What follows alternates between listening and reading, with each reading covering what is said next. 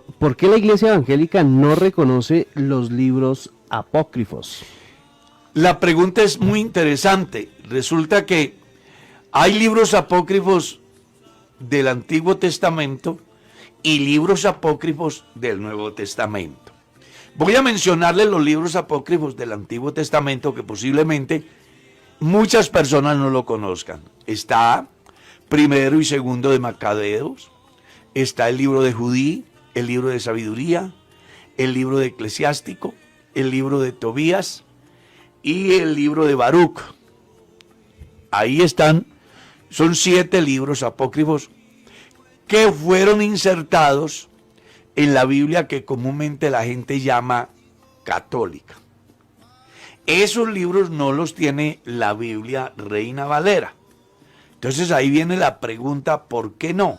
Bueno, no solamente esos libros no tienen la Biblia Reina Valera, tampoco tiene los apócrifos del Nuevo Testamento, como son los Hechos de Bernabé, la Asunción de María, el Apocalipsis de Pedro, el Evangelio de Leví, el otro Evangelio, la Última Pasión de Cristo, que si usted mira bien, pues no aparecen por razones muy importantes. Vamos primero a lo que es el Antiguo Testamento. Si usted mira bien, en el Nuevo Testamento, Jesús jamás hizo alusión a ninguno de los pasajes de los libros apócrifos. Usted puede leer y descubre que Jesús dijo, como está escrito en el libro del profeta Isaías, Moisés escribió de mí, como dijo el profeta Jeremías, como está escrito en el libro de los Salmos, como estaba escrito en la ley de Moisés. Jesús hizo alusión a 3 partes del Antiguo Testamento y se lo hizo a los peregrinos que iban a Emaús. Él les dijo, era necesario que se cumpliera lo que estaba escrito de mí en la ley de Moisés, en los profetas y en los salmos. Pero nunca hizo mención, como está escrito en el libro de Tobías, como está escrito en el libro de Sabiduría, como está escrito en el libro de Eclesiástico, como está escrito en el libro de Macabeos. Jesús nunca lo reconoció. El pueblo israelita jamás lo reconoció dentro de su canon. La iglesia del primer siglo jamás los tuvo en cuenta. Si usted mira los escritos de Pablo, que es uno de los escritores más destacados en el Nuevo Testamento, a quien se le atribuyen 13 epístolas, va a observar que jamás hizo mención a los libros apócrifos. Jamás. Si mira el gran sermón de Esteban, él hace mención a más de 50 pasajes del Antiguo Testamento y no hace alusión a un solo texto de los libros apócrifos. Y es que eso tenía razón. Bueno, entonces en primer lugar, la iglesia no acepta los apócrifos, primero porque no fueron reconocidos ni por Jesús, ni por los apóstoles, ni por la iglesia primitiva. ¿Ya? Segundo, no lo reconoce, ni lo ha reconocido la iglesia, ni están en el canon de la Biblia, del Antiguo Testamento, esos apócrifos, porque, bueno, los que investigaron se dieron cuenta que esos libros tenían muchas cosas que reñían con los escritos sagrados divinamente inspirados.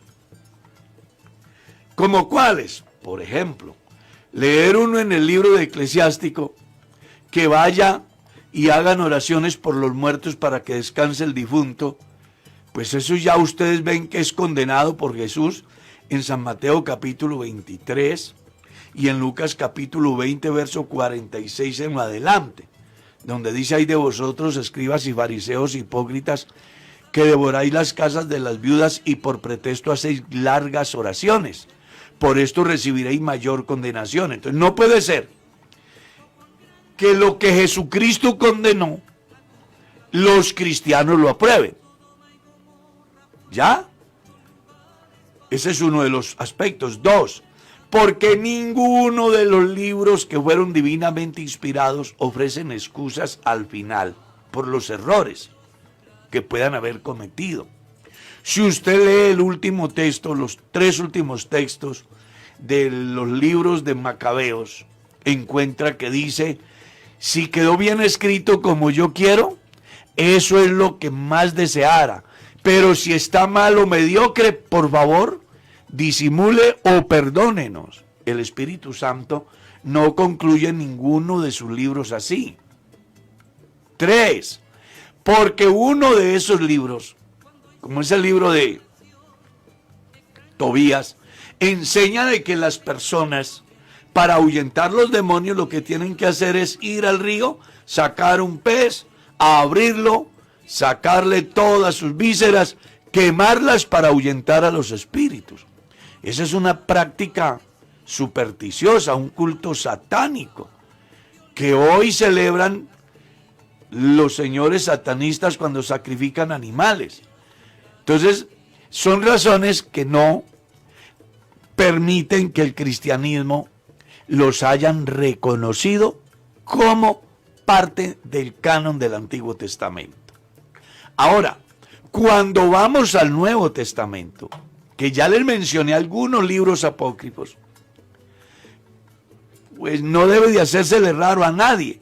Si usted mira el capítulo 1 del Evangelio según San Lucas, el verso 1, encuentra: puesto que muchos han intentado poner en orden las cosas que entre nosotros han sido ciertísimas, dice Lucas, a mí me ha parecido bien, después de investigar diligentemente con todos los que fueron testigos y ministros en el tiempo de Jesús, todas estas cosas, y escribírtela en orden, oh excelentísimo Teófilo, para que tu fe sea afianzada en la verdad.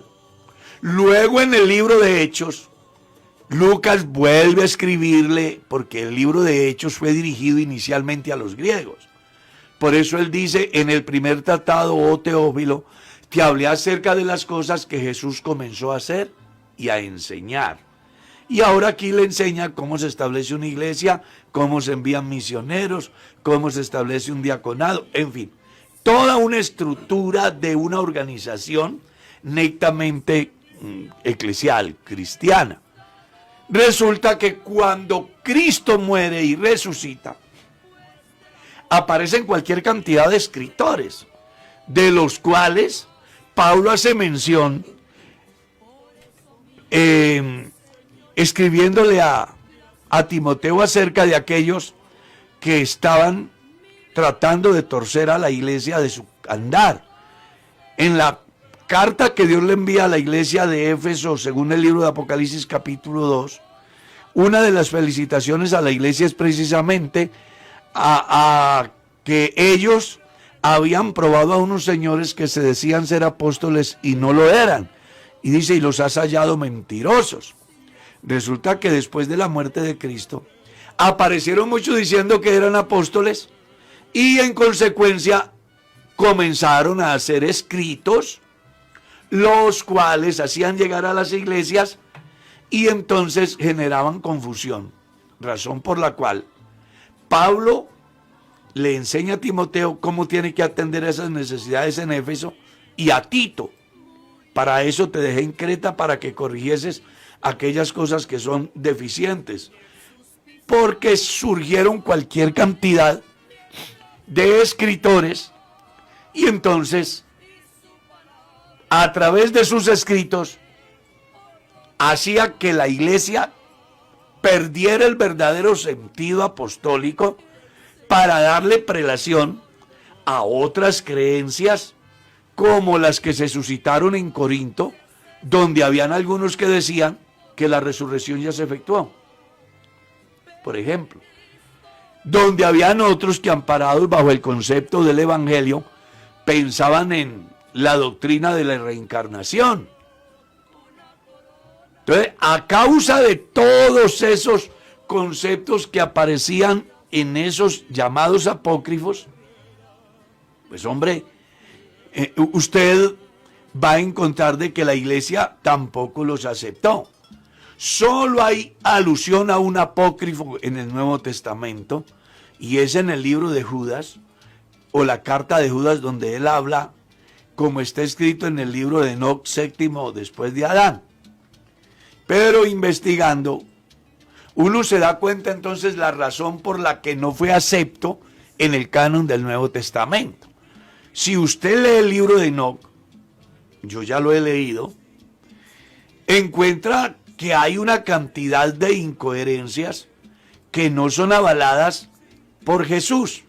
Por ejemplo, en el libro de Enoc aparece que hubo una corte de 200 ángeles que tuvieron la idea, la brillante idea de venir a la tierra y tener vida conyugal con las mujeres que eran hermosas. Y entonces, según dice él, surgieron los famosos gigantes que llegaban a ser cualquier cantidad de veces más corpulentos que los humanos normales, y además se volvieron caníbales, los hijos de los ángeles, según dicen ellos. Y entonces, viéndose el universo en esa condición, y Dios viendo lo que estaban haciendo estos señores, pues dice que los encerró. Pero lo más interesante es que habla acerca de esa figura que aparece en el libro de Levíticos y en el libro de Números, llamado Azazeel, que era uno por los cuales se echaba la suerte para definir qué macho cabrío moría en expiación y qué macho cabrío se enviaba al despeñadero por el desierto. Entonces dice que ese ángel tomó la iniciativa, dice él, y vino a sembrar semejante caos, al cual lo acompañaron de una manera definitiva 20. Y entonces, cuando uno mira esos conceptos, ve que riñen con todo lo que Jesús dijo. ¿Por qué? Porque Jesús dice, cuando se le han acercado los saduceos a preguntarle sobre la resurrección, y le colocan un ejemplo: Señor, hubo un hombre que se casó y murió él y no dejó descendientes. Y resulta que la costumbre era que el hermano que le sucedía, pues debía de tomarla por esposa y dejar hijos al primogénito. Pero sucedió que este murió y luego la tomó el tercero, el cuarto, el quinto, el sexto y el séptimo, y de ninguno tuvo hijos. ¿En la resurrección de cuál de ellos será? Entonces Jesús le dice: necios, ignoráis las escrituras y el poder de Dios, porque en la resurrección ni se casarán ni se darán en casamiento, porque seremos como los ángeles. Jesús dijo eso. Y si Jesús dijo eso, ¿por qué un apócrifo puede decir que los ángeles son sexuales? Como dice el libro de Enoc, séptimo después de Adán. Que entre otras cosas, investigando, no fue Enoc el que lo escribió, sino que una persona ha tomado el nombre de Enoc para darle valor a su escrito, como los 50 tomos de la Suma Teológica de Tomás de Aquino, que no los escribió él todos, sino que aparecieron filósofos por lado y lado y se cubrieron bajo el nombre de Tomás de Aquino, que era el filósofo más grande de su tiempo, para darle importancia a sus escritos y hacer que tuvieran un movimiento amplio dentro de la comunidad que era creyente de la escuela tomasista. ¿Ya? Es como el caso del libro de los Salmos. Todos se le atribuyen salmos de David, pero usted mira bien y descubre que hay salmos de Coré, que hay salmos de Asaf, hay salmos de Moisés, pero se le atribuyen a David porque es la figura preponderante.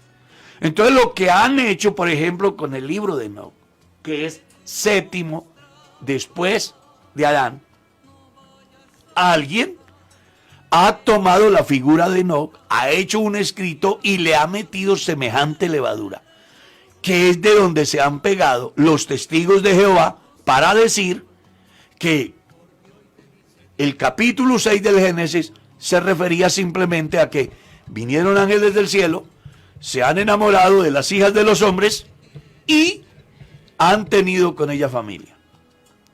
Cuando dice Primera de Corintios capítulo 15 que una cosa es los ángeles, otra cosa son los hombres. Una cosa son las aves, otra cosa son los reptiles. Una cosa son las bestias, otra cosa son los peces, haciendo alusión que no existe la mínima posibilidad de que se dé una relación que al final tenga reproducción. No existe. Se puede mezclar la especie, por ejemplo, yo que sé, ganado cebú con ganado criollo, pero es ganado. Todas las especies de los perros pueden llegar a emparentarse ni salir animales, pero es según la especie. Entonces, no se puede pensar que un hombre se puede reproducir a través de una bestia, porque no es competente. Dios hizo cada cosa en su lugar.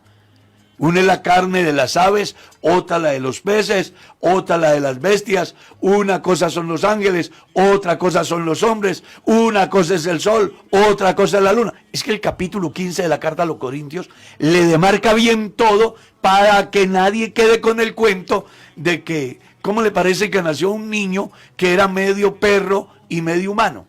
No.